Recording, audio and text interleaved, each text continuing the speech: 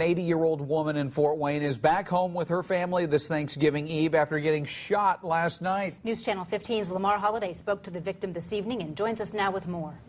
She didn't want to go on camera, but she told me this Thanksgiving holiday will have a whole new meaning. Meanwhile, we spoke with a neighbor who lives near the victim and heard the shots ring out. He says it's going to take a lot more than this for him and other neighbors to move out of a community they lived in for decades. Bullet holes paint the picture of what happened in the 300 block of Woodland Avenue last night, a picture that's all too common for neighbors. This is not the first time this happens. It's not the first time we've heard gunshots in the night in this area. Famius Williams has been living in this community for 20 years. He says it was his 80-year-old neighbor who was shot. I wouldn't think that she would be an intended target because she's a senior citizen.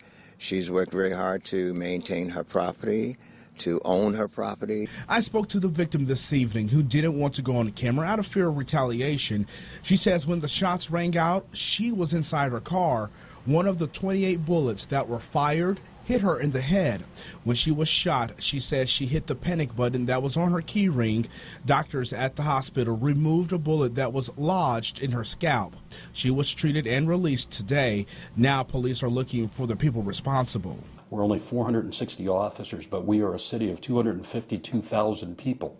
And when we can engage those citizens to assist us in this type of investigative process, we can make a difference. Williams and the victims say last night won't cause them to change any habits. We're not going to change our behavior. We're not intimidated.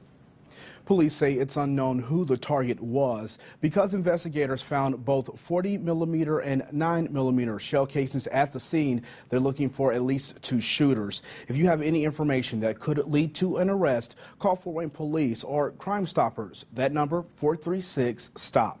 Lamar Holliday, News Channel 15.